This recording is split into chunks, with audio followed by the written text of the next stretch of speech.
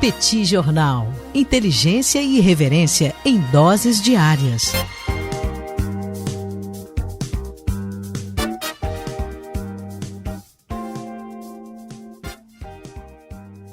Olá, gente! Bem-vindos a mais uma edição do Bate-Papo do Petit Jornal. Estamos, uma vez mais, eu, Daniel Souza e Tanguy, o Bagdadi, para repercutir um pouco os acontecimentos de economia e de política internacional dessa última semana. E aí, Tanguy, tudo tranquilo, tudo calmo? Como estamos por aí? Daniel, mais ou menos. Eu estava começando a recuperar a minha fé na humanidade. Falando assim, Certo. porra, a vacinação tá avançando no Brasil, né?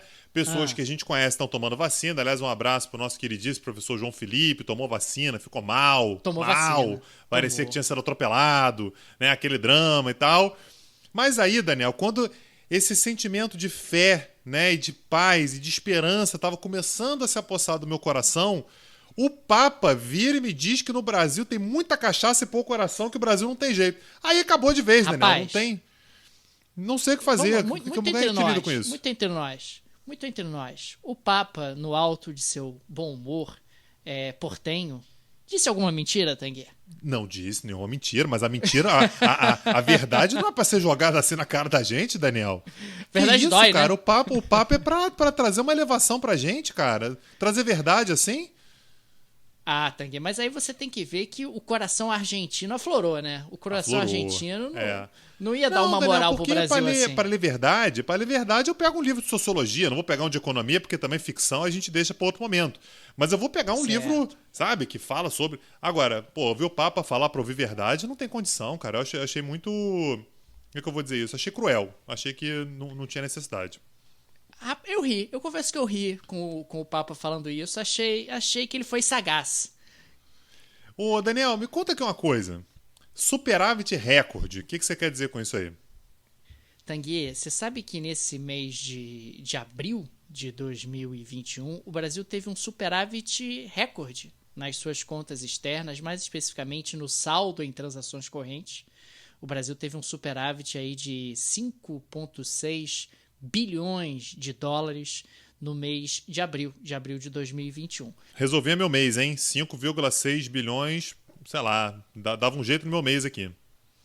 Olha aí, superávit em transações correntes inclui a balança comercial, balança de serviços, a renda primária, que são juros, lucros e salários, e a renda secundária, que são doações. É o maior resultado, inclusive, da série histórica. Ele foi muito impulsionado pela balança comercial. A gente vem falando sobre isso aqui em edições anteriores do Bate-Papo, que se aproxima um novo superboom das commodities. A alta do preço dos alimentos no mercado internacional, das commodities agrícolas, a alta do minério de ferro, a própria desvalorização do real, que também estimula as exportações, ajuda nessa melhora do resultado em balança comercial, que tem impulsionado as transações correntes. O Brasil tem vivido aí um bom momento no setor externo, isso tem ajudado até a cair um pouquinho a cotação da moeda americana por conta desses dólares adicionais que estão entrando. O Brasil voltou a receber investimento estrangeiro direto, nós já temos um aumento em comparação ao ano anterior, o que sinaliza a retomada de alguma normalidade em quem investe. Ou seja, Estados Unidos, Europa, China, enxergando uma luz no fim do túnel em relação à questão da pandemia por conta da aceleração da vacinação, e aí você começa a voltar a investir. Claro, a economia brasileira pode não retomar agora, mas eu já faço o investimento projetando que um pouco mais à frente a economia brasileira vai ter algum grau de retomada e, consequentemente, eu já antecipo meus investimentos para que haja aí um processo de maturação desses investimentos quando a economia voltar a andar. A gente está falando, então, de um momento onde, do ponto de vista externo, a economia brasileira dá alguns sinais de melhora, o que eu acho extremamente positivo e merece ser salientado. Mas se deve muito mais a uma conjuntura internacional, se deve muito mais a uma competitividade do setor do agronegócio do que efetivamente a políticas adotadas aqui que poderiam dar uma organizada na economia e melhorar o ambiente de negócios para retomada. Principalmente a vacinação, né? A vacinação seria mais importante de todos. Me pegou até de surpresa, cara. Eu não tava esperando ter uma notícia boa hoje, não. Isso foi notícia boa, né, que você trouxe? É notícia boa, Caramba. notícia boa. Eu nem Mas lembrava como é que era. Não lembrava. A gente já vinha amadurecendo essa questão do superboom das commodities e esse processo de consolidação segue em curso. Então, se houver aí uma continuidade na retomada da economia mundial, e tem tudo para isso, com a questão da vacinação se acelerando de forma significativa, a demanda externa por commodities está aumentando, está crescendo bastante, puxada por Estados Unidos e China, que são os maiores PIBs do planeta, e isso acaba carregando e tendo um impacto positivo em países como o Brasil. Beleza, Daniel. Eu queria trazer para a pauta de hoje 2 eleições que estão acontecendo por aí e que podem ser bastante importantes, principalmente para a estabilidade, enfim, para o futuro do Oriente Médio. Eu já tinha trazido aqui no bate-papo há algumas semanas uma certa antecipação das eleições na Síria que aconteceram ao longo do dia de hoje. Síria? Síria tem eleição, Tanguy? Síria tem Mas eleição. O rapaz não está lá há muito tempo? Ele não era médico oftalmologista lá na Inglaterra? O pai dele mandou ele vir? O que você está dizendo? Você está querendo me dizer ele tinha que assumir a Síria? Não entendi. Você está querendo me dizer que então que o Assad ele não se submete ao escrutínio popular?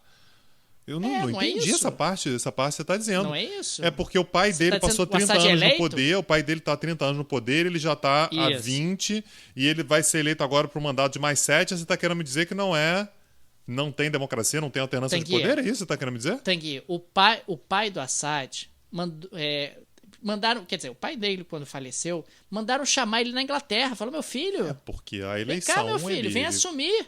É, porque ele tinha a capacidade de assumir essa posição. Não tinha outra pessoa no país que pudesse. Trouxeram o rapaz lá da Inglaterra.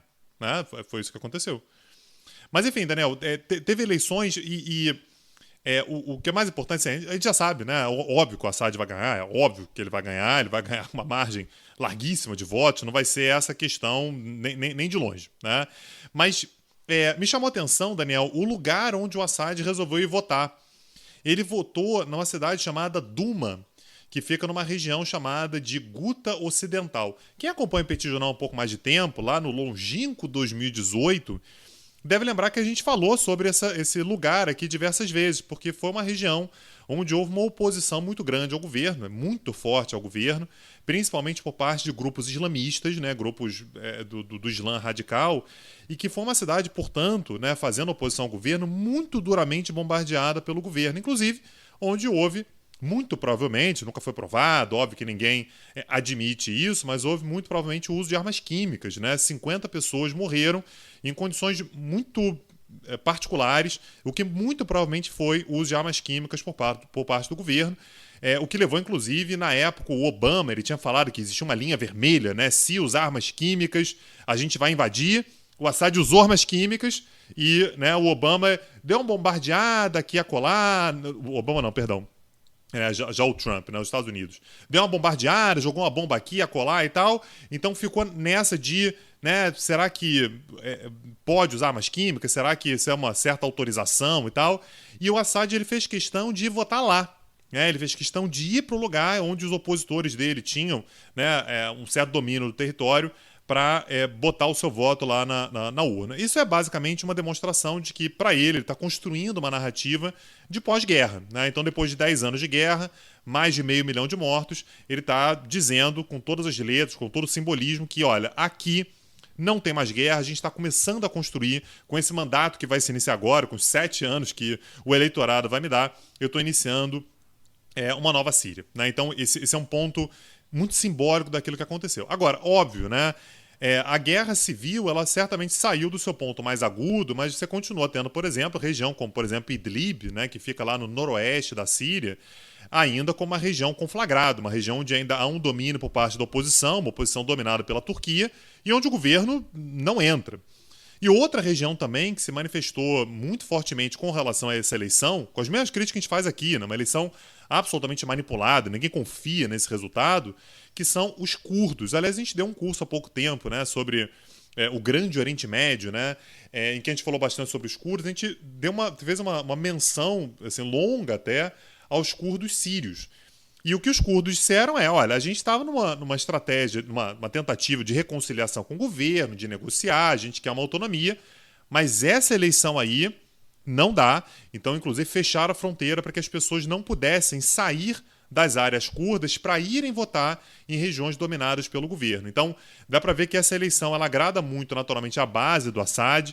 Ele constrói, de fato, uma imagem, como você estava falando agora há pouco sobre o Brasil, de uma certa normalidade. Olha, passou, querendo investir, querendo reconstruir, dona China, quiser trazer dinheiro, Rússia, se quiser trazer rublos para cá, para reconstruir o país e tal, eu tô no comando. Né? Acabou a guerra, parte mais aguda e tal, daqui a pouco eu dou conta da oposição. Então, esse foi um ponto importante do que aconteceu nessa eleição na Síria. E já para emendar, Daniel, a gente também está numa certa antecipação das eleições no Irã, que vão acontecer no dia 18 de junho. É um dos países mais importantes do Oriente Médio.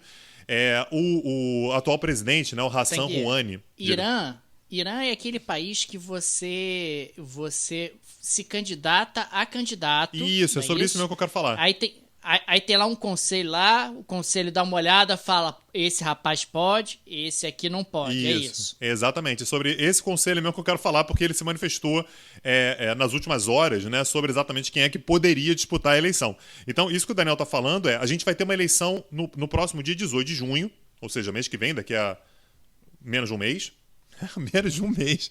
E a gente não sabe quem vão ser os candidatos ainda. Lembrando, o Hassan Rouhani já cumpriu 2 mandatos, então não pode se reeleger. Então nós teremos um novo presidente à frente do Irã. E aí quem avalia quem pode disputar a eleição é o Conselho dos Guardiões da Revolução. Ou seja, é um grupo de religiosos que olha para os candidatos e fala assim, você não pode. Sinto muito. Aguarda a próxima eleição. Você pode. Então, o que esse Conselho dos Guardiões fez foi mais ou menos tentar ver ali quem são os favoritos para disputar a eleição e efetivamente ganhar a eleição. Lembrando que isso já falhou. No caso do Hassan Rouhani, por exemplo, ele foi o único moderado que foi permitido disputar a eleição. Naturalmente, se você tem vários conservadores da linha dura e um moderado, os conservadores dividem o voto, o moderado agrega todo o voto, né, do eleitorado mais liberal e ele ganhou, portanto, a eleição. Então, o que o Conselho dos Guardiões fez? Há um favorito, que foi o cara que ficou em segundo lugar na última eleição. Ele conseguiu 38% do eleitorado, ou seja, não é pouco, que é um cara chamado Ebrahim Raisi, muito próximo ao Ali Khamenei, que é o líder supremo da revolução. Então, assim, é um cara que já vem muito bem ranqueado, é um cara que é assim, muito conservador. E aí, para evitar que esse Ebrahim Raisi tivesse muita concorrência, não é que eles tiraram os moderados, que eles já entenderam que se tirar todos os moderados e deixar um só, ele vai concentrar os votos e vai levar a eleição. O que eles fizeram? Eles tiraram todos os moderados que eram mais conhecidos. Então, por exemplo, o Ali Larijani, que foi presidente do parlamento iraniano durante muito tempo, é um cara muito conhecido. É um cara moderado, conhecido. Ou seja, se botar esse cara na disputa, ele vai acabar levando muito voto. Pode gostar dele, pode não gostar, mas ele vai levar muito voto. E aí, deixaram basicamente como moderados um cara chamado Abdel Nasser Hemati, que vem a ser presidente do Banco Central do país. Eu tenho uma olhada na lata do cara, Daniel, é meio que o Meirelles do Irã. Assim, deixa esse cara, esse coroa aí disputar a eleição, ninguém vai votar nele, ninguém confia nele, deve falar com ovo na boca também, deve falar esquisito e tal. Então, assim, uma eleição que está sendo desenhada na prática para que a gente tenha uma volta da linha dura ao poder. Lembrando que é muito propício, né, uma volta da linha dura agora, exatamente no momento em que há uma negociação sobre o Irã voltar ou não para o acordo nuclear com o Irã. O Biden está naquela, gostaria de voltar, mas tem que ver qual é a posição do Irã. O Irã vinha endurecendo, né? Então você quer voltar? Então eu quero mais concessões e tal. Então vamos ver o que vai acontecer nessa eleição do dia 18 de junho. Certamente a gente volta a falar sobre isso aqui no Petit Jornal. Lembrando que a gente tem um curso aqui no Petit Jornal onde falamos longamente sobre o Irã, inclusive reflexos econômicos, da imposição de sanções, a estratégia por trás do rompimento implementado pelo presidente Donald Trump, a pressão da Arábia Saudita e de Israel por esse rompimento. Então fica aí a sugestão, quem quiser se aprofundar nesse tema, vai lá no petcursos.com.br. Lembrando que são 2 cursos, tá? Eu fiz referência ao curso no qual a gente fala sobre os curdos, né? Que é sobre o Grande Oriente Médio. E a gente tem um curso que foi dado no finalzinho de 2020, continua muito atual, né? No finalzinho de 2020, que foi sobre alguns países do Oriente Médio em si. Arábia Saudita, Irã, Israel, Palestina e Líbano. Né? E Líbano. Então foram os 4 países desse curso. Daniel, lá no Petit Curso, o pessoal está perguntando aqui, o acesso é no petitcursos.com.br. Isso, lá tem todos os cursos e aulas gratuitas, né? Não apenas esse que a gente está falando, qualquer curso que a gente já tenha dado, você encontra por lá. Daniel, precisando de emprego em breve, vai ter ou não vai ter aqui no Brasil? Me conta aí. Tem que ir. O governo federal, através do ministro Paulo Guedes, lançou aí o Bônus de Inclusão Produtiva, que na prática é um programa de geração de empregos para jovens. A ideia do governo é pagar ali entre R$250 a R$300, a empresa complementa e o jovem recebe algo em torno de R$600. O desemprego dos jovens é muito elevado no Brasil, a gente sabe, eles têm dificuldade de conseguir o primeiro emprego e de conseguir uma inserção no mercado de trabalho. E aí seria como um menor aprendiz, né? Por isso que você tem um valor inferior ao do salário mínimo. Até aí tudo bem, né? Mas aí o Paulo Guedes começa, porque vamos gerar 2 milhões de empregos muito rapidamente com esse programa. Aí eu já começo a achar aquilo meio esquisito. E aí a coisa piorou, porque perguntaram ao Paulo Guedes, então, já tem alguma empresa interessada nesse programa aí, ministro? Ele falou, tem sim, o McDonald's. Aí eu falei, aí não dá, Paulo Guedes, aí não dá. Você está querendo me dizer que você vai pagar metade dos R$600 praticamente do jovem aprendiz para ele fritar hambúrguer no McDonald's? Você não pode estar falando sério. Isso vai ser antes Guedes? Ou depois de conseguir $1 trilhão vendendo propriedade do governo, Daniel? Vendendo imóveis e tal? Nesse caso, acho que vai ser antes. Vai ser antes. Porque é mais trilhão rápido, parece... né? $1 trilhão parece que subiu no telhado. Assim, Tá. A gente está com um pouco de dificuldade. Não, que eu tava na expectativa, que ele disse que ia fazer isso rápido também. Eu tava esperando aqui quando é que ia acontecer. Mas o mercado imobiliário parece que está desaquecido. Então, houve um problema aí, parece que no meio do caminho, uma pandemia e tal. Temos tido aí alguns sobressaltos, né, Tanguy? Mas o que eu quero... Claro que é uma forma jocosa de se referir a toda essa questão, mas é um programa que falta estruturar. Quer dizer, os jovens do Brasil precisam de qualificação dentro de um contexto onde a economia está mudando muito rapidamente, onde postos de trabalho estão sendo destruídos, mas, em compensação, outras oportunidades estão sendo geradas, estão sendo criadas. E não me parece que um programa meramente de, olha, eu pago aqui um valor e a empresa complementa, me parece suficiente.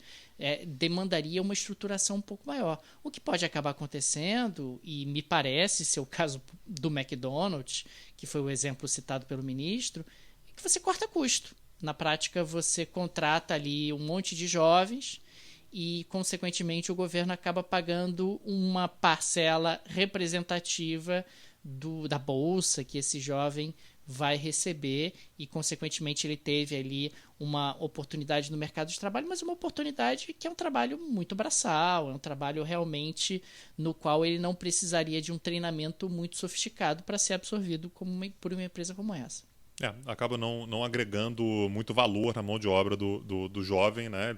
Ele acaba fazendo aquilo que qualquer outra pessoa poderia fazer. Daniel, eu quero voltar ao Oriente Médio, né? Minha pauta hoje é basicamente Médio Oriental, ainda falando sobre o rescaldo da crise gravíssima, né, entre Israel e Hamas, que a gente teve ao longo das últimas semanas. A gente comentou aqui que estava estranho, né, que os Estados Unidos estavam super calados, né? Os Estados Unidos tiveram uma posição muito discreta nessa crise toda. Normalmente eles fazem barulho, falam e tal. E dessa vez o Antony Blinken, né, o secretário de Estado do governo Joe Biden, disse que estava agindo o tempo todo nos bastidores. Né? Estou agindo nos bastidores, vocês não estão me ouvindo falar porque eu estou aqui nos bastidores. Me parece que pegou mal. Assim, pareceu realmente uma certa... meio que um sumiço norte-americano, né? Assim, meio que dar de ombros e tal. E o Blinken tentou consertar essa imagem fazendo um tour pelo Oriente Médio. Então ele conversou com Mahmoud Abbas, né, o presidente da Autoridade Palestina. Ele conversou com o Netanyahu. Ele teve no Cairo. Ele foi lá pessoalmente. Ele esteve no Cairo, então, conversando com o Sisi, né, o presidente egípcio, que, aliás, teve uma participação bastante importante nessa mediação, e foi também para a Jordânia. Né, e, basicamente, ele tentou articular com todo mundo ali. Alguns recados importantes, né? Primeiro deles, eu acho que isso não surpreende muito, o Blinken ele retoma um discurso muito parecido com aquele do governo Obama e completamente contrário, completamente diferente do discurso do governo Trump, de uma solução de 2 estados. Tem que ter 2 estados, não tem solução para a crise palestina sem 2 estados. Tem que parar a construção de assentamentos israelenses em regiões que são assim, para o Estado palestino, né, como por exemplo na Cisjordânia. E, ao mesmo tempo, ele também sinalizou a intenção de reverter uma decisão do Trump de alguns anos atrás, que foi de fechar a representação dos Estados Unidos em Jerusalém Oriental, que era exatamente o ponto de contato entre os Estados Unidos e a autoridade palestina. O Trump, alguns anos atrás, o que ele fez quando ele transferiu a embaixada de Tel Aviv para Jerusalém, foi que ele vinculou essa representação dos Estados Unidos à Palestina à embaixada dos Estados Unidos a Israel. Basicamente, o que ele diz meu contato não é com os palestinos, meu contato é com Israel e a partir de Israel eu dialogo com a Palestina. Então, o Blinken ele sinalizou exatamente no sentido de reverter essa medida e voltar a ter um diálogo diretamente com os palestinos. Ao mesmo tempo, ele também dialoga lá com o Netanyahu, fala que o Hamas tem que ser contido e tal. Então, aquela velha política norte-americana também de falar sobre os 2 estados, como é que soluciona e tal, mas dá, de fato, bastante força para Israel, aliado mais tradicional dos Estados Unidos na região. E a tentativa dele também foi de fazer, de uma certa forma, liderança, exercer uma certa liderança na busca pela reconstrução de tudo que foi destruído em Gaza. Então não falou números precisos, mas falou em milhões de dólares sendo levados para Gaza para ajudar na reconstrução. E dizendo que, olha, a gente vai mandar dinheiro, vai ter ajuda internacional, os Estados Unidos, alguns países árabes que a gente está conversando aí, mas não é para ir para o Hamas. E aí o Hamas deu uma declaração muito curiosa, uma liderança do Hamas falou assim, olha, a gente garante que a gente não vai botar a mão em 1 centavo da ajuda internacional. Queremos que a ajuda internacional venha para ajudar a reconstruir a faixa de Gaza, tudo que foi destruído, e a gente não precisa desse dinheiro, nem o Hamas, que é o braço político, e nem o Qassam, que é o braço armado do Hamas. Então, assim, basicamente o que o Blinken fez foi aparecer. Ele não tinha aparecido muito no meio da crise e tal, então ele volta a tentar exercer uma certa liderança norte-americana. Me parece meio atrasado, mas de qualquer maneira foi a tentativa do Blinken. Vamos ver como é que ele vai conseguir manejar todos esses discursos que ele vem fazendo pró-Estado palestino e pró-Netanyahu, pró-combate ao Hamas, ao mesmo tempo em que ele fala sobre reconstrução da faixa de Gaza. Então, mais uma vez, a acompanhar é meio que o debut, meio que a estreia do Antony Blinken quando a gente fala sobre um conflito tão tradicional quanto esse entre Israel e Palestina. Daniel, última coisa para a gente encerrar aqui, eu queria saber se o uso de máscara no Equador é obrigatório, porque no Brasil aparentemente não é, mas acho que no Equador parece que é. Eu acho que você tem um comentário para fazer sobre o Equador aí.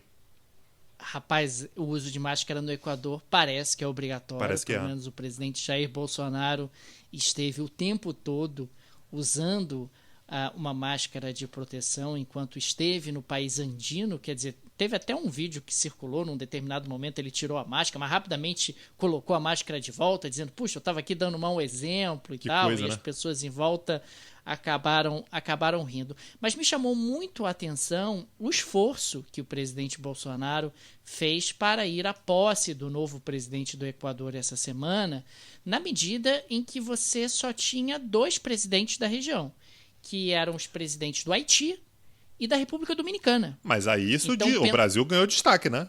Porra, entre Haiti e República Dominicana, o Brasil, é o Brasil que tá ali. Eu achei boa a estratégia.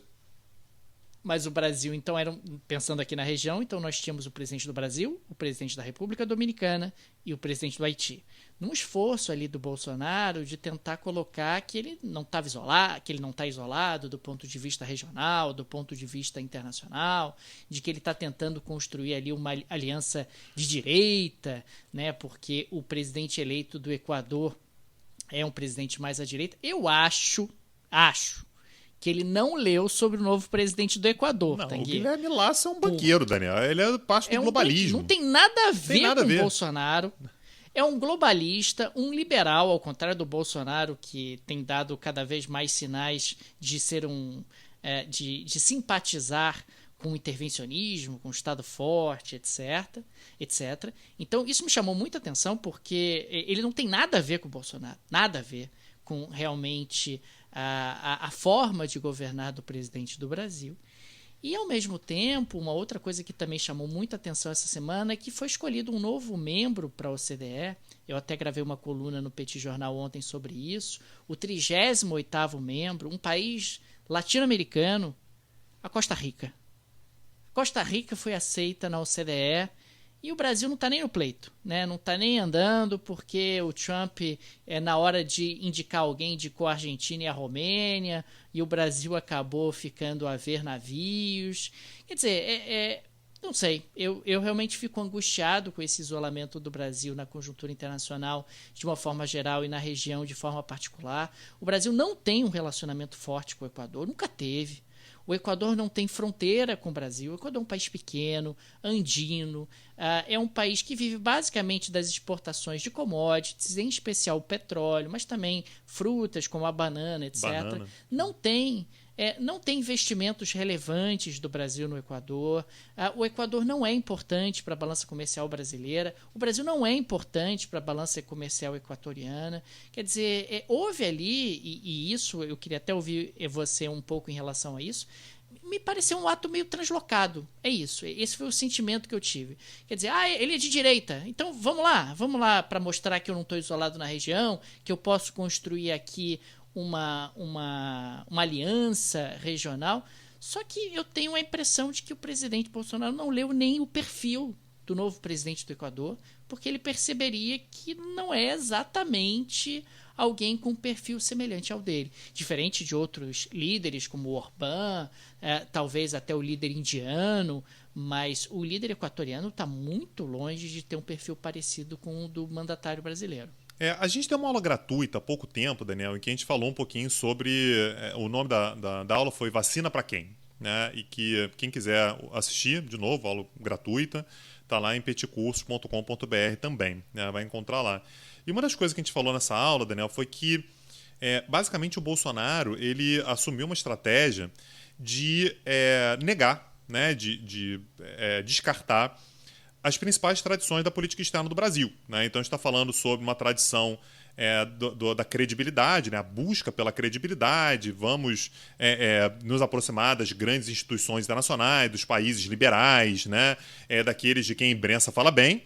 Ele não quer isso porque países como a França, temas como o meio ambiente e tal, tudo isso, o próprio governo Joe Biden faz parte de uma grande conspiração global que quer acabar com a liberdade dos estados.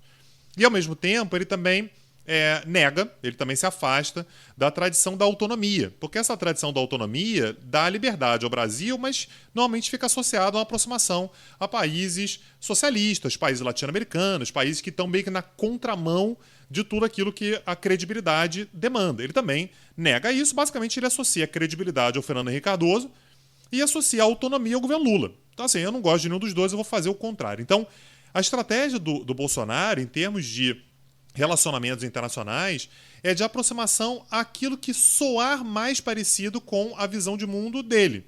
Ou seja, por isso que, como você está dizendo, ele se aproxima de governos que têm o label, né, que têm a etiqueta de governo de direita. Mesmo que não seja exatamente a direita dele. Então, por exemplo, ele chegou a flertar durante algum tempo com o Piñera, presidente do Chile. Eu não consigo imaginar nada na direita mais diferente do que Bolsonaro e Piñera. São completamente diferentes. Eles estão, eu não sei se dá para falar isso, mas estão em opostos dentro da direita. São completamente diferentes. O Piñera é mais parecido, inclusive, com o presidente do Equador. Sim, exatamente. Justamente ele está na mesma raia, digamos assim, do presidente do Equador. O Piñera, que é extremamente crítico ao Pinochet, você jamais verá o Piñera defendendo o Pinochet. O Piñera que, quando começou a pandemia, eu lembro que ele fez uma reunião com todos os presidentes chilenos vivos. Exatamente. Né, e fez questão de divulgar, olha, estamos aqui em reunião, estou ouvindo a opinião dos meus colegas, o que nós podemos fazer para o bem do Chile diante de uma pandemia dessa gravidade. Pois é, assim, é importante lembrar também, já que a gente está falando sobre a América Latina, Daniel, que o Brasil, naturalmente, aqui eu acho que não é surpresa para ninguém, o Brasil sempre liderou, aliás, sempre se esperou do Brasil uma certa liderança em termos de integração regional.